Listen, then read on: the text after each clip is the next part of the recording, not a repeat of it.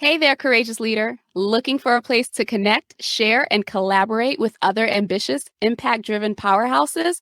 Well, look no further. Join me and dozens of other bold, action-oriented women in leadership in the Lead Hers Lounge. The Lead Hers Lounge is a no-cost monthly meetup for listeners of the show and my broader She Leads community so that we can come together and uncover opportunities to collaborate with each other and magnify our impact. We meet monthly on the fourth Wednesday of every month. Details to save your spot for the next no-cost meetup is in the show notes below, or you can head over to SabineGideon.com/lounge to register. Again, that's SabineGideon.com/lounge to register and save your spot. I'll see you in the lounge. Thank you for joining me on another episode of She Leads Now podcast, where we help career and entrepreneurial women gain the tools to develop a success mindset, create winning strategies, build collaborative relationships, and take bold action towards creating impact and fulfillment in their lives and careers. I'm your host, Sabine Gideon, and I'm on a mission to awaken and activate women and emerging leaders so they can tap into their innate leadership ability, elevate their influence, and create the impact they were destined to make. If you're ready to uplevel your confidence, courage, and influence, you've come to the right place. Join me weekly for insights, strategies, and resources to help you grow, develop, and embody the leader you were meant to be, so that you can make the impact you know you are called to make and establish the legacy you've always dreamed. The world eagerly awaits the emergence of your brilliance, impact, and influence. So with that, let's dive into this week's episode. Welcome back to another episode of She Leads Now. I am so excited to bring you today's guest, Lisa Virtue. She has an amazing story to share. But before we get into her story, I just want to tell you a little bit more about her. Lisa guides conscientious people around the world in their career journey and helps them land their ideal job. She is dedicated to empowering women in career transition, offering mentorship to these clients in addition to career coaching. She is a certified senior professional career coach and an experienced resume writer and certified change management practitioner.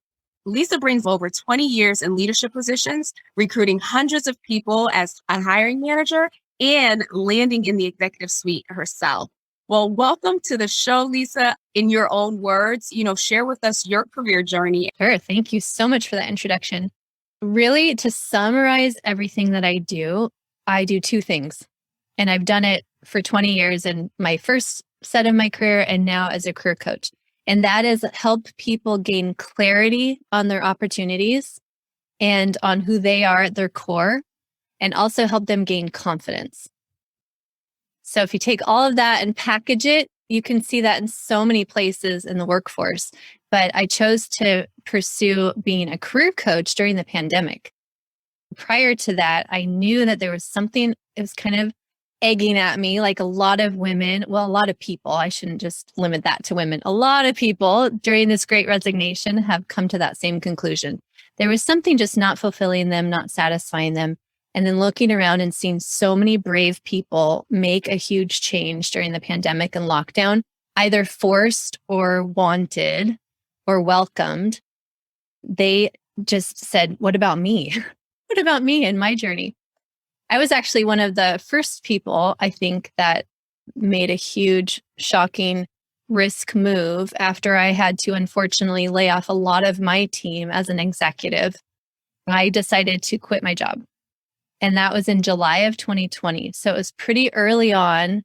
We were in lockdown just a few short months prior to that. Everyone, as parents, I am a parent, my daughter's 6. She was about to head into kindergarten. We had no idea what was going to happen with schools. And we were in Portland, Oregon, which was one of the last ones to open. So we were looking at kind of this long-term effect as parents. So I'm the risk taker. I'm an instigator. I'm a starter. That's also why I do this work. And so it's not a surprise to me that I was one of the first ones to make that leap, but also saw that so many women in particular in leadership roles, in positions of power, got to that point of just saying, enough is enough. I can't keep sustaining a job I didn't necessarily really love and my family and compromising all of that. So we can talk about that all day, but I'll hand it back to you.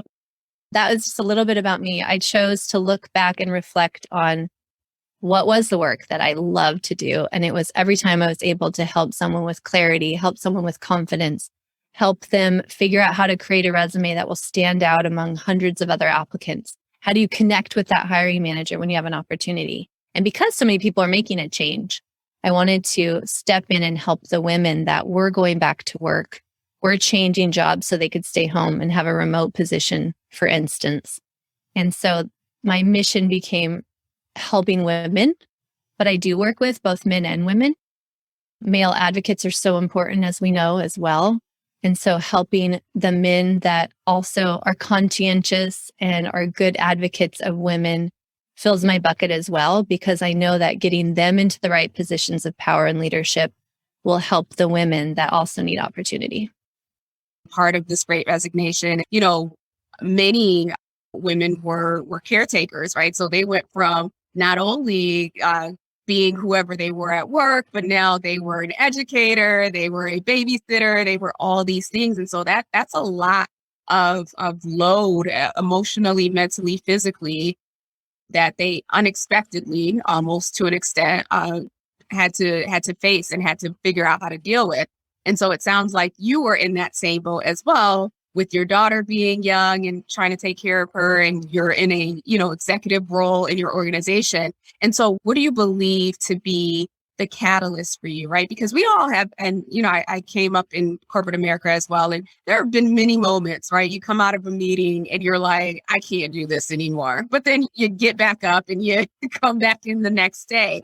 So what do you believe for you was that catalyst, or that nudging on the inside that said, you know what? This is my time now? The beginning of the answer to that was those 16-hour days where I was sitting on my dining room table. We didn't even have our office figured out yet. And my husband and I both were working from home.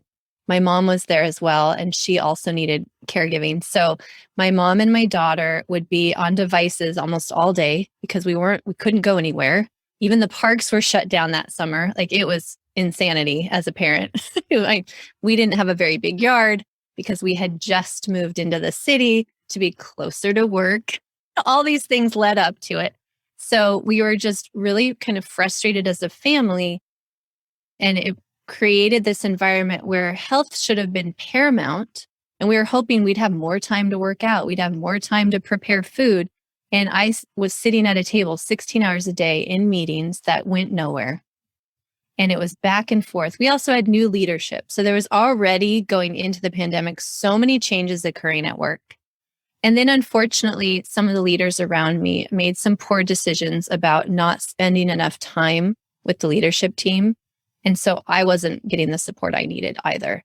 So there were requests I was making, there were asks I was making for my team in order to make sure that we were mentally staying sane as well, because we had so much load on us. And those requests were going unanswered. So that was a big part of it, was I didn't feel supported. The environment I was in was not something I wanted to do long-term anyway. And then there was gender bias going on. So there were decisions being made with men that women were not even part of the conversation. There was also, I was in a unique organization where there are volunteer committees. And what was really unfortunate was a lot of the women on those committees that were not staff were also going to the men and not coming to us women and asking our opinion, even if we were the subject matter experts. So I constantly saying, and this was not the first time I had seen that in my career, but women supporting women and women empowering women, we cannot take that for granted, because we still have so much work to do in that space. So unfortunately, I was dealing with it like kind of full circle all around. My husband is an amazing partner, and my situation had nothing to do with the mom had to do it because that was how the structure was. We were really, really equal partners. I know a lot of moms had that situation going on where it was their husband had no interest in being home with the kids or didn't have the skill set or the capabilities. I would say that was not my experience.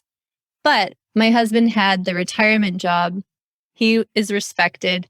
He is the one that can grind all day and be okay with that. And I was like, there's more for me. There's something else out there. I've got to do something. That now is the time. I will also mention that, especially being in Portland, Oregon, the Black Lives Matter movement was something that was incredibly inspirational to me.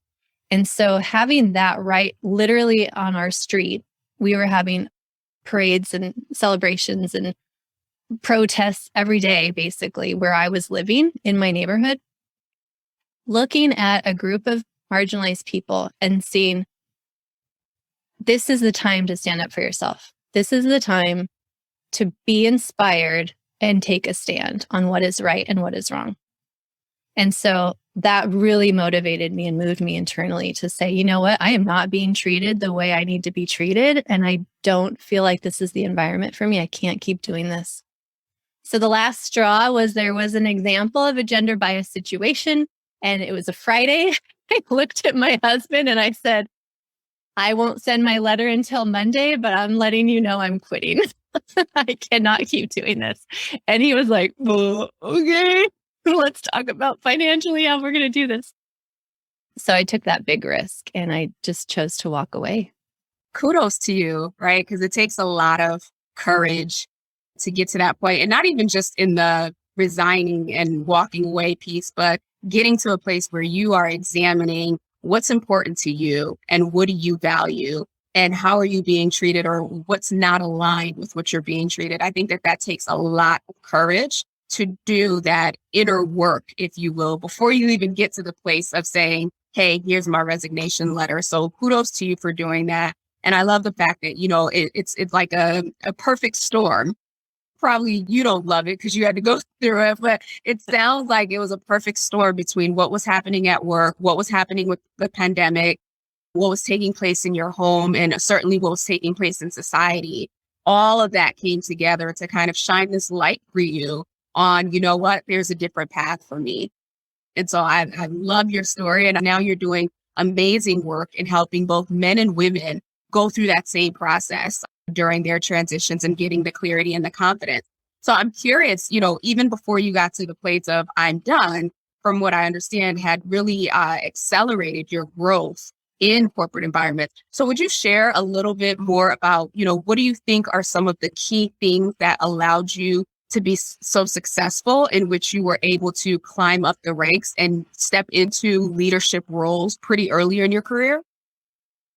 Yeah, I think a pivotal moment for me. So early on, I was kind of in a niche role in a niche environment, and one that people don't necessarily, there are some schools that will train you in this, but don't necessarily go to school for. And I kind of found myself in that from side jobs I had had, and that's aquatics management.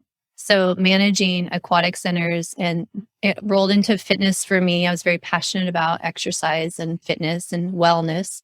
Created a lot of wellness programs and youth programming, anything around like a recreation center that you would imagine, or an athletic club.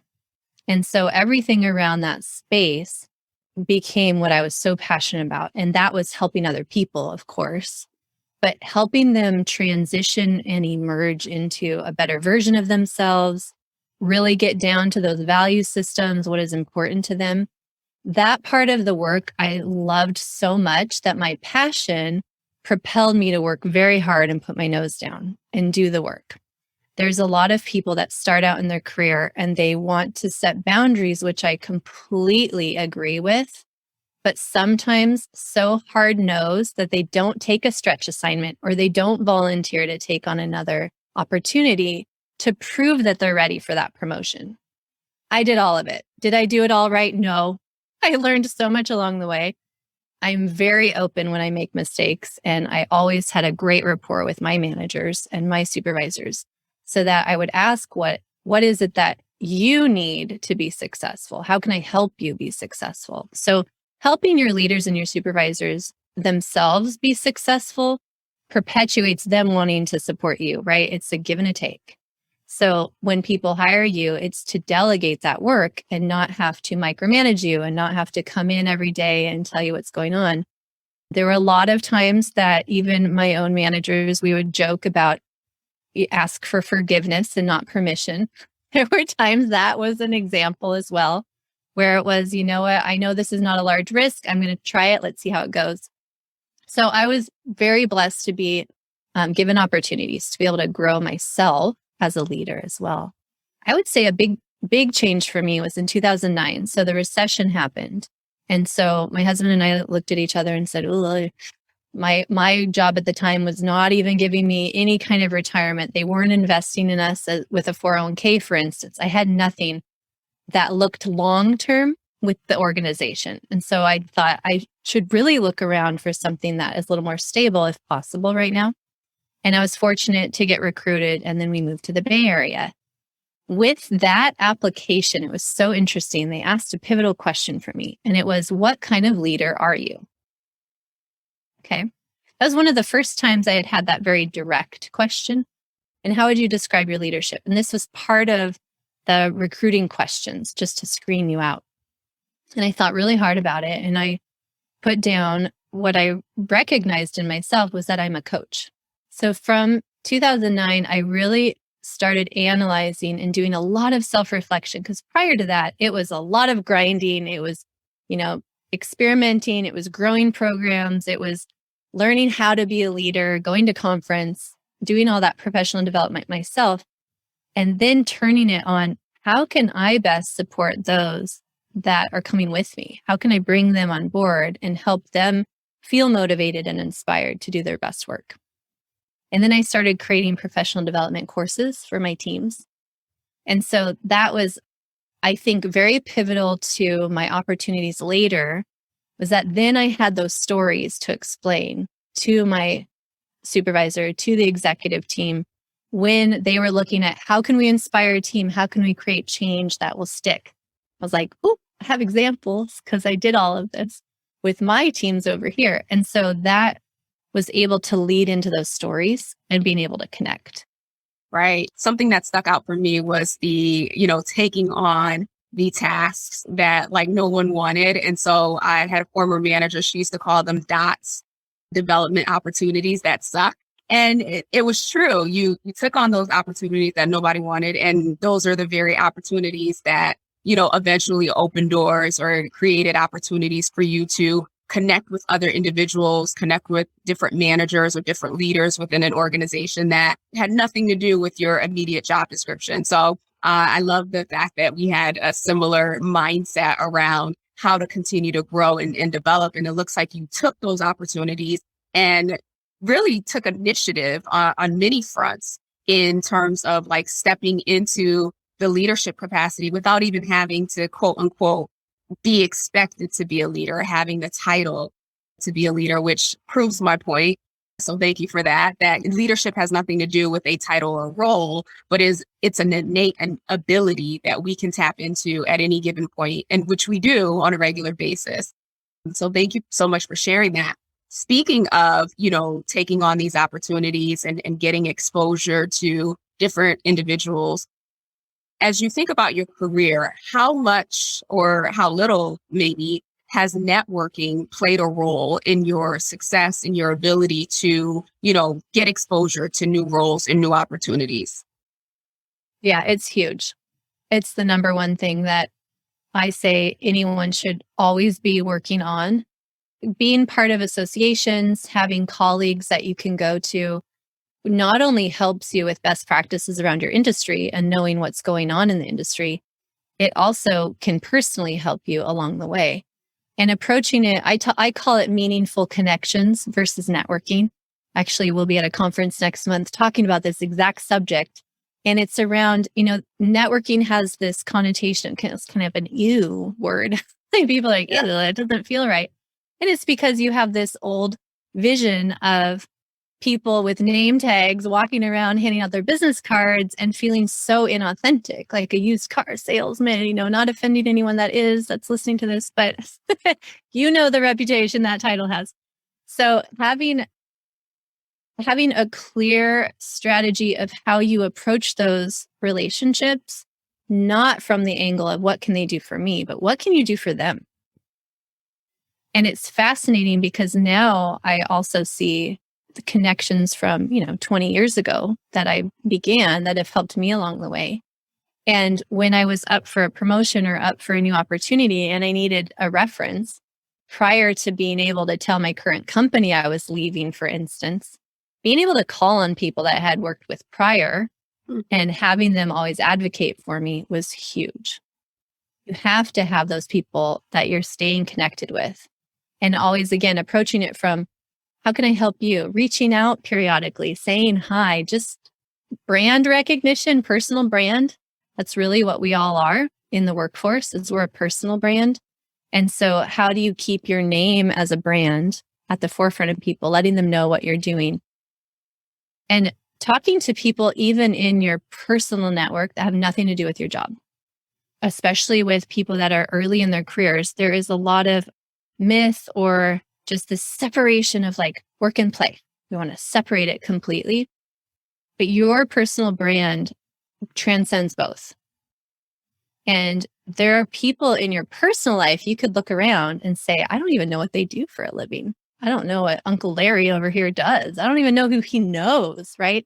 And so having intentional conversations and asking those questions, and from the approach of, I would like to get to know you more, it has nothing to do. You're not going to say, I'm looking for a job. Can you help me get a job? Of course not, because that is where it's ew. That's icky. But just having a conversation, people want to get to know you. Don't worry about talking about work as long as it doesn't overwhelm your relationship, because that is a huge part of you. Work and life go so hand in hand that I definitely believe in boundaries, and I definitely believe in being intentional with it and having your space. But if you don't ever bring it up, it will be hard to have those opportunities, because people will just simply not know. They'll think that everything's going good for you in your job and your career. Great. And they kind of park it over here. But if you share that with them and you let people know you're looking, or you are exploring opportunities, you'd love to hear more about what they do. People love to help, but they don't know how to help until you ask them or tell them how to help. Right. That is a really, really great point. And I love the fact that you call it meaningful connections, because I have been diligently trying to move away from the word networking, just because, it triggers some people, but it's also the term, if you will, that most people recognize. So I love that you found your own little unique branding of how to speak about it there. And I think you're absolutely right. It's so important that networking isn't necessarily about just connecting with people when you want something. It's about really, truly building relationships with individuals so that if and when, right, you want something, it's not an ask. It's more of they already know and they're willing to help and support you. One thing that I would ask, over the course of your career, right, obviously you've learned the hard way in some cases, right? And you've done some really, really great things that have allowed you to advance. You've also supported the growth and development of staff members. And now you're supporting your clients in terms of their growth and their development. As you look at your career and as you look at those who are on the come up, if you will, the emerging leaders, those who are coming into the awareness of their clarity, of their confidence, of their mission in life, as you look at you personally, is there anything that you would do differently that you think, had you done that, perhaps you could have gotten here sooner? Or is there anything that you're just like, man, if I could go back in time and just do this one thing or show up this one way, that it would have made the difference for me? Oh, yeah. We have so many of those stories, don't we? Something that I make sure to do as a mentor, especially to women who are early in their careers, and that can be any age because it can be a woman transitioning to a new career, is to remind them to be authentic and true to themselves. Because anytime I look back and I say, oh, that just doesn't sit right, or oh, that was a big mistake, that was when I was inauthentic or wasn't true to myself. I listened to someone's advice, but it didn't feel right for me. Anytime that I have something that happened where maybe it was politics, right? Anyone going for an executive suite position anywhere, let me tell you, there are going to be politics. Doesn't matter how great the company is, because we're human beings. That's just how it goes. So I would say that if I had known about coaches in the space earlier, of course, as I was going into the executive suite, that was when I felt like it was worth my money and my time was to hire a coach. And holy cow, if I had done that sooner, I probably would have been more authentic to myself and understood best practices sooner. There's so much power in having someone just hold the space for you. You know, we have partners, we have friends, we have family that want the world for us. They don't know how to help because they are not in that position. And so it makes a lot of sense to pay someone for their time to hold that space for you and also ask the right questions and bring forward that clarity piece. What do you really want? And then reflect for you. So the confidence that I talk about with my clients, a lot of times it happens with the resume where we are having conversations, we're digging into what they've done. I'm pulling forward everything I know about the job they're going for and what that hiring manager is looking for. And we put it in a way that they see it on paper or on a screen and they go, oh, that's me. Because they had not recognized it for themselves before. And I think if I had had someone like that early on in my career, you know, I knew that about myself, but it's so much easier to clean someone else's house, isn't it? You can go in, less noise, there's no distractions, and you can focus on the task at hand. Right. When it's about us, there's so much noise and this cloud bubble of what we've done in life, not just our jobs, that it's hard to pull down the relevant pieces. Knowing that I was an entrepreneur, I knew that about myself, but I wasn't willing to let go of the golden handcuffs. I wasn't willing to sacrifice, you know, my remodel of my home at the time. If I had done that sooner, maybe I could have helped more people. Mm-hmm. So I think that would be my only regret, is being able to do this work sooner. Great. However, I also believe that the universe puts us where we need to be when we should be there. So I would have lost out on a lot of the good and bad stories and experience I have now to pass on.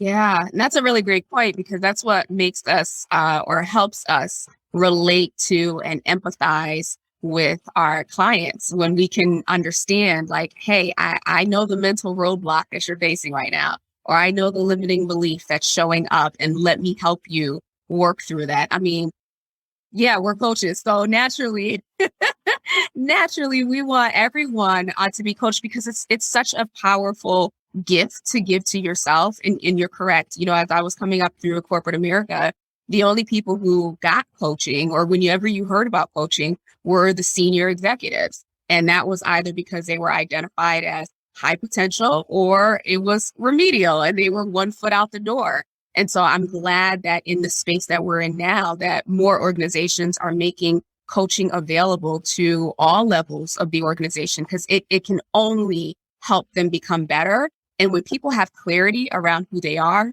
around what they value, around what they stand for, they show up a lot more confident. They show up differently. And they model that for the people who they're mentoring or they're managing. And so it just becomes this ripple effect of people who are confident in who they are, trust what they know and what they're able to do, and have this mindset of, I want to support you. Because once you get that clarity, you want everyone to have that. Like, you want everyone to be like, oh my gosh, I know who I am and I know it's important to me.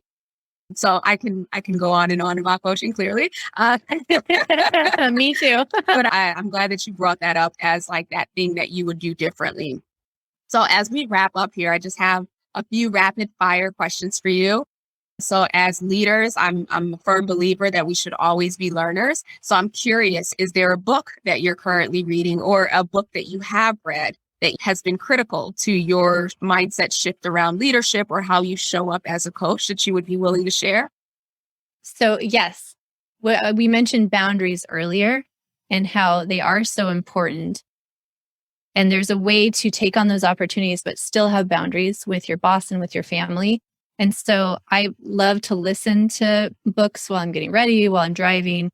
It just saves me a lot of time as a mom, a working mom. And so Set Boundaries, Find Peace. I don't know if you've heard of it, by Nidra Glover Tawwab. I hope I'm saying that right. It's an amazing listen and book, and she has workbooks with it as well. And I would highly recommend that for anyone that is looking to make sure their boundaries are healthy. And she gives a lot of tips on how to approach loved ones with boundary conversations too. We could do just an episode on boundaries all in itself. Like, I feel like that for the last year and a half, that has been a learning point for me. So Great recommendation. We'll include that in the links below. Now, in terms of, routines, right? I'm a true believer that as leaders, in order for us to be successful, like it requires discipline, it requires consistency. And a lot of that starts with how we start our day or perhaps how we end our day. Do you have a success routine, if you will, that you follow every day or maybe most days that you feel has really helped keep you disciplined and focused being the business owner that you are today? So I try to make sure that I have time to have breakfast with my daughter every morning before she goes to school so that we get that connection point and it sets us both up for feeling connected with others going into the day. So that is a big routine that we have. And then at dinner, we always do a gratitude exercise. So it's just my husband, my daughter, and I now. And we talk about what we are grateful for the day. And so that it's unlimited. You have to do a minimum of one thing. So if you had a bad day or you're not feeling it, you still have to find something you're grateful for. But you can share as much as you want. So we have gratitude exercises. I would love to say that I journal every day and I get up early and work out every day. I am not quite there, but I am a work in progress as well. And I am working towards that. I highly recommend it. Working out when your body feels the best to do so.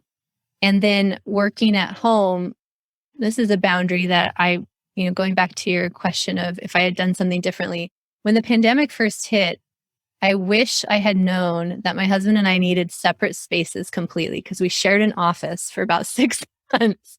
It did not work.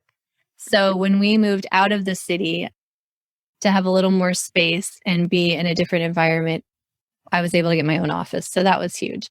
So every day having us, my husband and I try to check in with each other, but give each other space is another kind of routine we do, and say, have a great day in the morning, and doing those niceties with each other intentionally is another thing that we try to do. So having connection, especially if you're working remote and you're not able to see people in person as much as you used to, I highly recommend finding some kind of routine around our people connection. So that's what we've been trying to do. And then water, that's the other thing. Holy cow, I found that I'm working remote and virtual. I used to be in a facility that water filling stations everywhere. And so I was constantly drinking water and walking around the facility. And when I started working at home, I realized I was dehydrated most of the day. So I